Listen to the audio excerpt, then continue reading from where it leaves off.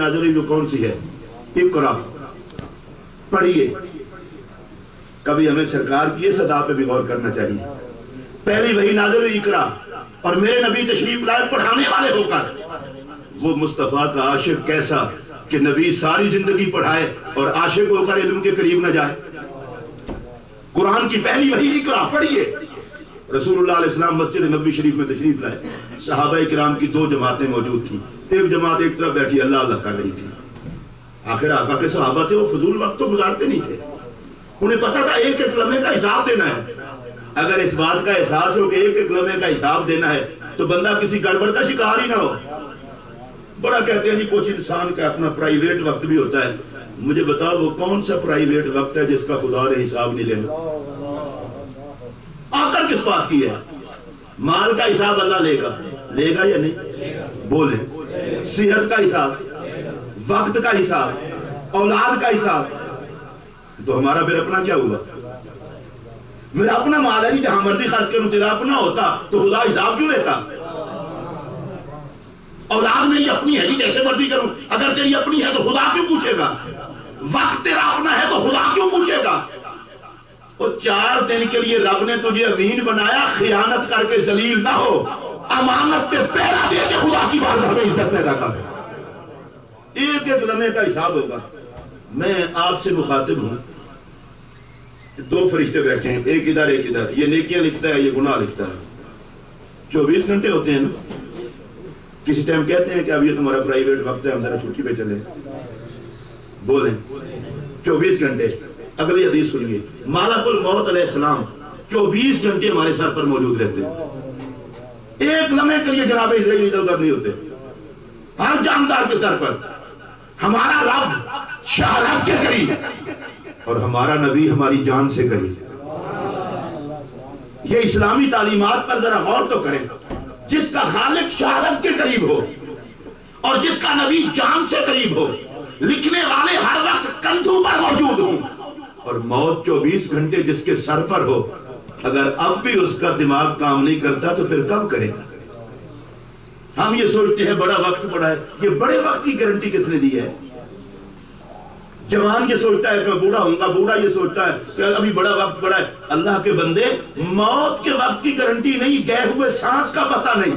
تو کس چکر میں پڑا ہوا ہے کہ بس 4 میں رہ گئے، میں یہ منصوبہ مکمل کر لوں، اس کے بعد میں آخرت سوار لوں گا. میں نے کہا کتنا شیطان تجھے دھوکہ دے رہا ہے. تیرے گئے ہوئے سانس کا نہیں پتا واپس آتا ہے کہ نہیں آتا. تو اس چکر میں کیوں پڑا ہوا ہے؟ یوں کیوں نہیں کرتا کہ زندگی کے ہر سانس کو آخری سانس سمجھ کر اس مالک کی بارگاہ میں توبہ کر لے تاکہ تیری دنیا بھی سنور جائے، آخرت بھی سنور جائے. رسول اللہ علیہ السلام تشریف لائے. اب صحابہ کرام بیٹھے ہیں. ایک طرف ذکر ہو رہا ہے، اللہ اللہ ہو رہی ہے، اور ایک طرف کچھ صحابہ دین کی باتیں کر رہے ہیں، علم کی باتیں کر رہے ہیں، شریعت مصطفیٰ کی باتیں کر رہے ہیں. میرے پاک نبی نے فرمایا انتما علی خیر، کہ تم دونوں بہتری پر ہو، دونوں اچھے کام کر رہے ہو. اللہ اللہ کرنے والا بھی اچھا کام کر رہے ہیں اور علم دین کی باتیں کرنے والے بھی اچھے. لیکن سرکار جا کے بیٹھے وہاں جہاں علم کی باتیں ہو رہی تھی. اچھے تم دونوں ہو، بیٹھے وہاں. اور اس وقت میرے آقا نے فرمایا میں علم کی محفل میں اس لیے بیٹھا ہوں، انما بعثت معلما، میں آئے ہی پڑھانے کے لیے ہوں، اس لیے مجھے علم کی بات پسند ہے. رسول اللہ علیہ السلام کی صحبت نور میں ایک آدمی بیٹھا ہے. سرکار نے فرمایا تم یہاں بیٹھے ہو، تمہاری تو موت کا وقت قریب آ گیا. ایک بات ذہن میں رکھیں، یہ کسی بیمار ذہن کی سوچ ہوگی کہ نبی کو کل کا نہیں پتا، پرسوں کا نہیں پتا. تیرے کل اور پرسوں پر لعنت جس کا نبی کو نہیں پتا. نبی کو تو قیامت کا بھی پتا ہے، قیامت کے بعد کا بھی پتا ہے. مصطفیٰ کریم نے تو جب علم بانٹا کمال کر دی. ایک دن میرے آقا نے خطاب کیا، سیاستہ کی حدیث ہے، صبح سے لے کر شام تک خطاب کیا. 5 صبح کی نماز سے لے کر مغرب کی نماز ہو گئی، عشاء تک خطاب جاری ہے. کسی صحابی نے بھی درمیان میں چھٹی نہیں مانگی، حضور چائے پیئے، پانی پیئے، کھانا کھائیں. اس لیے کہ میں تقریر کروں تو آپ کو بھوک لگ سکتی ہے، آپ کی مجبوری ہے، پر آنکھوں کے سامنے حضور کا چہرہ ہو تو بھوک کسے لگے؟ سبحان اللہ، سبحان اللہ. اور ہوں بھی صحابہ سرکار کا چہرہ تکتے رہے اور تھکا بھی کوئی نہیں. ایک بات یاد رہے، نبی کے چہرے میں رب نے وہ حسن رکھا ہے کہ جس کی دید کی تڑپ حشر کی تھکاوٹ نہیں ہونے دیتی، جلسے کی تھکاوٹ کیسے ہونے دیتی؟ آقا کو تکتے رہے، آقا خطاب فرماتے رہے، سارا دن خطاب، اتنا دریائے علم جوش پہ تھا، سارا دن خطاب، غلاموں کو نوازنے کا موڈ تھا۔ اب سنیے صحابہ کہتے ہیں سرکار نے بیان کیا کیا کیا؟ میرے نبی کا خطاب ہے بھائی، کائنات میں حضور جیسا سونا بھی کوئی نہیں، نبی جیسا عالم بھی کوئی نہیں، حضور جیسا خطیب بھی کوئی نہیں، اور میرے نبی جیسا قرآن کا قاری بھی کوئی نہیں۔ آج کچھ قاری ہوتے ہیں، ان کی تلاوت کو کوئی پسند کرتا ہے، کوئی پسند کرتا ہے، اور پتہ ہے میرا نبی کیسا قاری ہے؟ اللہ فرماتا ہے وَرَتِّلِ الْقُرْآنَ تَرْتِيلًا۔ محبوب جب یہ سارے سو جاتے ہیں نا، تہجد میں ذرا کھڑا ہو کے محبوبانہ لہجے میں قرآن پڑھ۔ سبحان اللہ۔ قاری حضرات تو اس کا ترجمہ کرتے ہیں ٹھہر ٹھہر کے، ایک ایک لفظ کو جدا جدا کر کے۔ میں اس کا ترجمہ کرتا ہوں، رب کہہ رہا ہے محبوب کو، محبوب کو پڑھنے کے ڈھنگ تو پہلے ہی آتے ہیں، فرمایا وَرَتِّلِ الْقُرْآنَ تَرْتِيلًا۔ محبوب محبوبانہ ادا سے قرآن پڑھ۔ یا اللہ کلام تیرا اپنا ہے اور تو محبوب کو کہتا ہے تو پڑھ۔ فرمایا پیارے جب میرا کلام تیری زبان سے ادا ہوتا ہے تو میری رحمت بھی جھوم جھوم کے تک پر برسنا شروع ہو جاتی ہے۔ اتنے قاری سونے میرے آقا۔ سرکار بیت اللہ شریف مسجد حرام میں قرآن کی تلاوت کرتے تو ابو جہل اینڈ کمپنی چھپ چھپ کے قرآن سنتے، چھپ چھپ کے قرآن سنتے۔ ایک دفعہ نا چوک میں اکٹھے ہو گئے سارے کو، 3-4 بے ایمان گئے، کہا تم کدھر گئے تھے؟ انہوں نے کہا تم کدھر گئے تھے؟ انہوں نے کہا تم کدھر گئے تھے؟ چور تو سارے ہی تھے۔ بڑی سننے والی بات ہے، سارا دن روکتے تھے محمد کی باتیں نہ سنا کرو، محمد جو کلام پڑھتا ہے جادوگر کا کلام ہے نہ سنا کرو، اور رات کو چاروں چور اکٹھے ہو گئے، تم کدھر گئے تھے؟ تم کدھر گئے تھے؟ میں ویسے ہی، انہوں نے کہا ویسے پتا ہے مجھے، میں نے کہا تیرا بھی پتا ہے، انہوں نے کہا تیرا بھی پتا ہے۔ ابو جہل بولا، میں نے کہا گل سنو، اسیاں سردار آج تے ایک دوجے نو ویکھیا ہے نا تے کل سانو چھوٹیاں ویکھیا، انہوں نے کہا ظالمو سانو ڈکدے ہو، آپ سنتے ہو؟ ابو جہل نے معاہدہ کیا کہ کل کوئی نہیں آئے گا۔ ادھر دیکھو بستر پہ شام کو لیٹے، یار نہ ماننا اپنی جگہ، محبوب کا حسن اپنی جگہ، مصطفیٰ کی مٹھاس نے کھینچا۔ ابو جہل سویا ہوا ہے، جا جا کے تلاوت سن کے آ۔ ابو جہل پھر اٹھا، اخنس اٹھا، دوسرے سارے اٹھے۔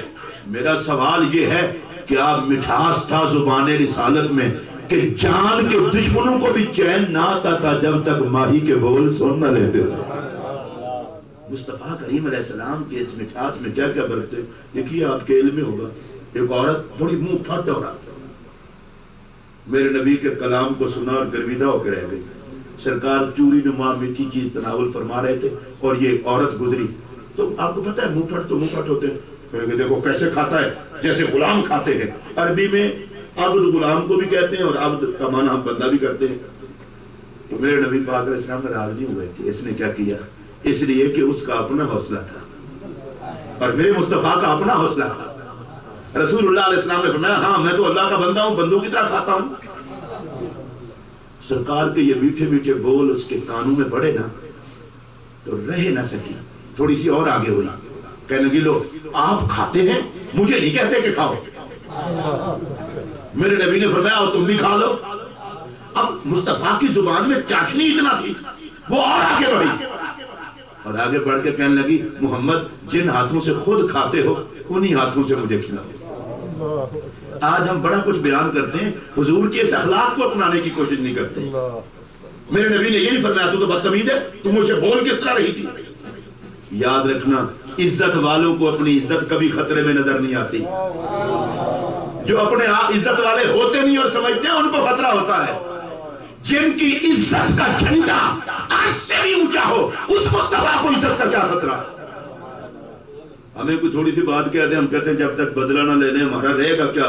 مصطفیٰ کریم نے فرمایا بدلہ لینا کمزوروں کا کام ہے، معاف کرنا دلیروں کا کام ہے۔ وہ دیکھو اتنا منہ پر کہنے لگی اپنے ہاتھ سے کھلاؤ۔ ادھر میری طرف دھیان دینا، کیا مقدر تھے اس کے۔ میرے نبی نے منہ پھٹ ماہی کو بھی اپنے ہاتھ سے چوری منہ میں ڈالی، چوری منہ میں گئی نا چبانا ہی بھول گئی، آنکھوں میں آنسو جاری ہو گیا، رونا شروع کر دیا۔ ایک بات یاد رکھنا، جن کو بارگاہ مصطفیٰ سے لنگر نصیب ہوتا ہے رونا آ ہی جاتا ہے، آنسو آ ہی جاتے ہیں. اور یہ جملہ بھی یاد رکھنا، آنسو اتنا قیمتی چیز ہے، جب آنسو بہتے ہیں تو بندے کا ظاہر اور باطن دھل جاتا ہے. حضور نے فرمایا کھاؤ، کھاتی کیوں نہیں؟ اس نے کہا محمد اب پہلے کلمہ پڑھا، بعد میں اگلی بات کروں گی. بڑی برکتیں ہیں لنگر میں اگر مل جائے، بڑی برکتیں ہیں لنگر میں اگر مل جائے. اور میرا سادہ سا جملہ سنیے، میں اس کو پھیلانا نہیں چاہتا. منہ پھٹ کبھی لنگر کھا لیں تو منہ پھٹ ہی نہ رہے،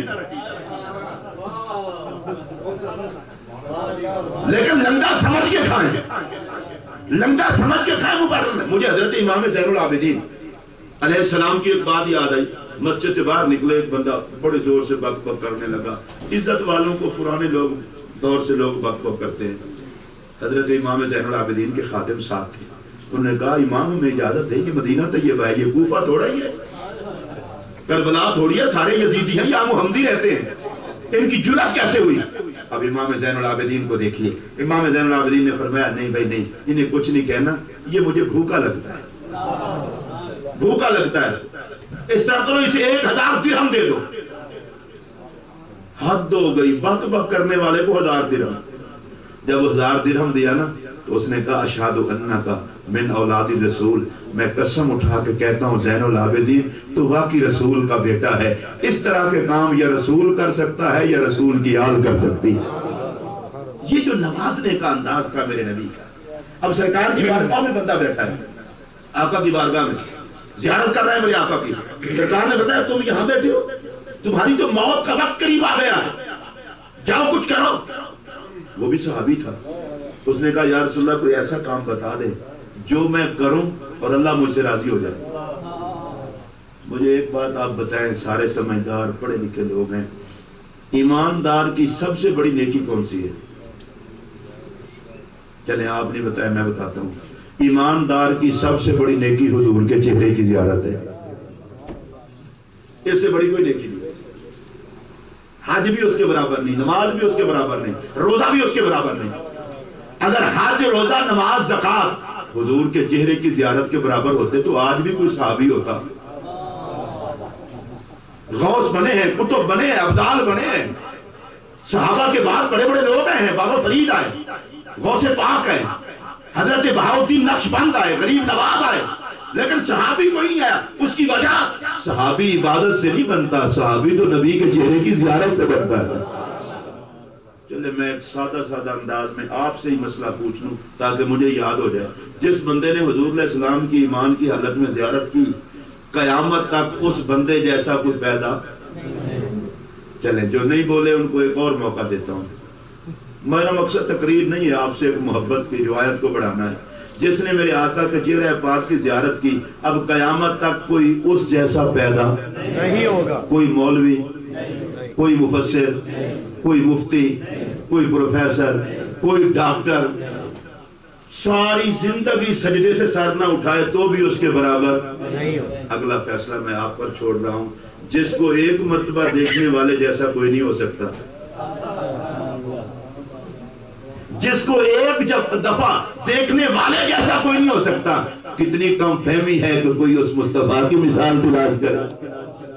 اب سرکار کی بارگاہ میں وہ بندہ بیٹھا ہے، آقا کی زیارت کر رہا ہے.